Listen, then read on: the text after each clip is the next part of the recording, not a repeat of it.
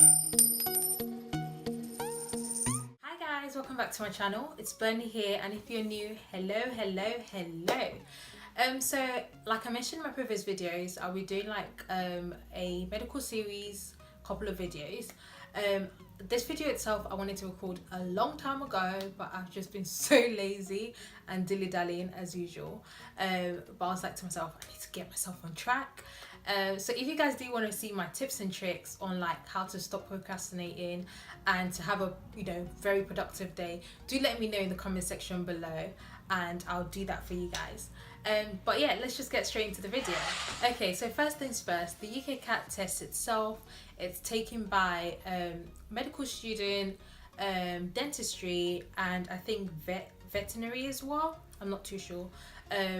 So apart from that, it's an entrance exam, the Ukcat. There's also the GAMSAT or the BMAT. I didn't do a BMAT or the GAMSAT, so I don't have much experience about it. Only the Ukcat, so that's what I can talk about. The Ukcat itself, it's an online test for about 2 hours. So if you guys have ever done like a driving theory test, it's honestly kind of like similar to that in terms of the settings. So you just go in to a center that you've pre-booked and you're in your little cubicle and you just sit and do the test for 2 hours. There are 5 sections to the test itself. So I think there's verbal reasoning, quantitative reasoning, decision making, and a couple 2 others. So the test can be taken from July to October, and it's entirely up to you when you want to do the test. So whether you want to do it in the summertime or in the autumn time. I personally did mine in August.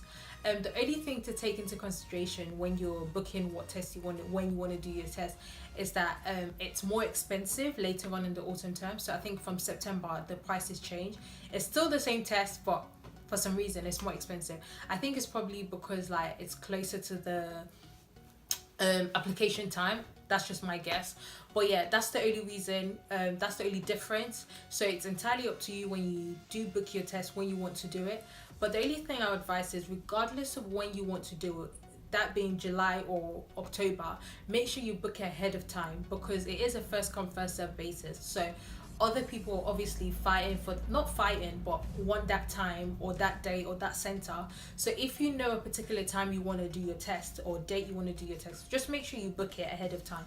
And in any case, if you decide that you can't do it on that day, you can always change it for free. Like, there's no charges, except if you leave it too late. I think like if you leave it till 2 days before your test. But if you like change it 5 days before or like a week before, then you're completely fine. They don't charge you. So yeah, but definitely book it ahead of time, and you want to book it somewhere obviously close to you.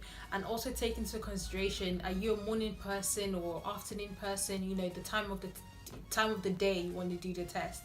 So that's very important. You only get one stab at the test, so you literally only get one chance to do it in the year, except in the case that there's a fire, which happened to me. The fire alarm went off during my test, so we had to stop the test, and then we're all given like another day to do the test. But other than that, you only get one chance to do the test. So it's very important that you make sure you optimize your chances of doing like the best you can. So just make sure that you eat before you go to your test, you're hydrated, not too hydrated that you have to use the toilet though, because you have 2 hours and you don't have nobody gives you a break. You can take a break if you want, but that's cutting into your 2 hours that you've got to do those 5 sections. So just make sure that you're hydrated but not too hydrated. Sleep before you go to the test the night before. Make sure you're well rested as well. It's very important that you stay very rested. I can't speak. Stay very rested, because obviously you'd have been practicing all through. So it's very important that you stay well rested. Also make sure that you get to your center ahead of time. You don't want anything that's going to make you like nervous or make you very wary, like just throw you off your game because you've been late. So just make sure you get there ahead of time and just optimize your chances of doing as best as you can. Also, it's important that when you do start your test, just stay calm. I know it's hard to say, but honestly, just staying calm, because when you start feeling quite nervous, it throws you off your game. And it's literally a test that it's not about what you've read, because it's not studying. Like, you don't study, you can't study for the test particularly. So just make sure you stay calm and just optimize your chances of doing as best as you can. So then my second tip is your resources. So there are 3 main resources I know of. There's the 600 Ukcat textbook. I had it somewhere, but I can't find it now. But anyway, I'll put a picture up. The 600 UKCAT textbook, it's basically got 600 questions on the UKCAT, and it has all the different sections. I personally didn't like the book because I felt like it was too, well, it was just, you know, that textbooky kind of feeling. And like I said, because the test is an online test, I just rather prefer to just do it online rather than the textbook. One thing I noticed with the textbook though is also that the questions are quite difficult compared to the questions you get on the actual test day. And I know a couple of people have also, you know, mentioned that or picked up on that. So don't get worried or agitated that, you know, you're not doing well or you're not progressing. The questions in the textbook are quite difficult. The second resource is your online resources. So you've got the UKCAT website, which is free, and Medify, which I think is about £40 for 2 months. You can choose how long you want it, whether 2 weeks or a month or 2 months, whatever. I personally don't think 2 months is necessary. Like I paid for 2 months, but I felt like it was too much of a time, because that too much of a time meant that I felt like I had already practiced everything and I was getting bored of it. I didn't want to do it anymore. But just whatever works for you. So just honestly, it's just, if you want to practice within 2 weeks, I don't know. I personally don't know a certain amount of time that would allocate for you to like practice, but honestly, just practicing. Then there is also the Medify was good, by the way. And the UKCAT you can do mock tests on, so you can just practice maybe like a week before, a day before, if you want to get a feel for like how you're doing. Then there's also courses that you can go on, a day course. I went on this as well. I think they're quite expensive for what they are, and it wasn't very beneficial to me, if I'm honest. It was almost about 200 and something pounds, I think it was. And some people might find it beneficial, but to me it really wasn't. You just go on a day, and I think they're mostly done like in like the big cities, London, Birmingham, where were the other places I saw? A couple other places, Manchester. But anyway, so you can do these courses, and you basically have a tutor that comes in, and you're in a classroom basically, and then they just, you know, go through all the UKCAT questions, any problems you have with it. They go through like tips and tricks and things that you can do as well. The only one thing I found quite good from it, useful, was the mnemonics we got, which I'll talk about later on in a bit. So yeah, those are the resources you can get. Of all the three of them, the most useful to me was the online resources, both Medify and UKCAT website itself. Then the third tip I've got for you guys is practice. Honestly, I cannot stress how important practicing is. Like, it's a test you can't study for, you can't revise for it. It's not like your A-levels or your degree if you're a graduate. You have to just keep practicing for this test. It's, you know, as they say, practice makes perfect. So if you just keep practicing, you get used to the style of the questions, you get used to this format of how the questions are put across, you get used to like the time as well. And that brings me on to like, when you're practicing, make sure you practice on the timed conditions. Obviously the first couple of times when you do it, just practice to get a feel of the questions and how to like answer them.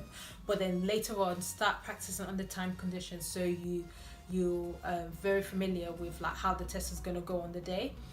Also, a big mistake people make is practicing, just keep practicing like the bits you're good at.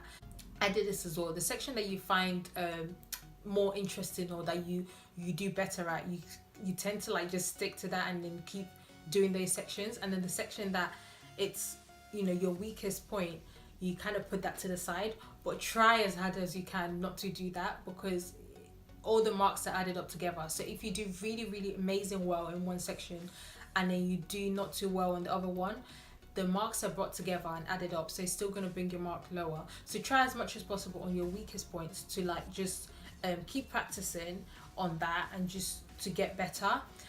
Also, with practicing, you start to learn all the patterns that they've got in the decision making, and that's what we're saying about the mnemonics that we got from the course day. So I think it was a basic mnemonic, basically with like the shapes, color, size, odd numbers, shading or no shading. So it was different things, and you just go through it and you're like, okay, is it the colors that they want? No.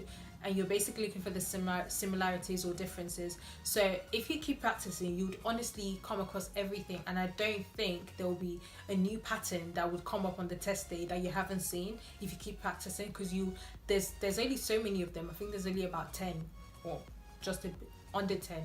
There's under 10. So if you keep practicing, you'd come across all the different patterns, and then you familiarize yourself with it, and like, you know what you're doing, kind of thing. Okay, so those are my 3 tips on like the Ukcat test. I do hope it was helpful to you guys. If you do have any questions, do let me know in the comment section below, and I'll obviously answer you guys' questions. If you haven't subscribed to my channel, do subscribe. Trying to get that subscription. Trying to get the numbers up, guys. So do subscribe to my channel, and do click on the little bell notification so you can get notification when I put my videos up and you don't miss any videos from me. I hope you guys have a lovely day, and I'll see you in my next video. Bye.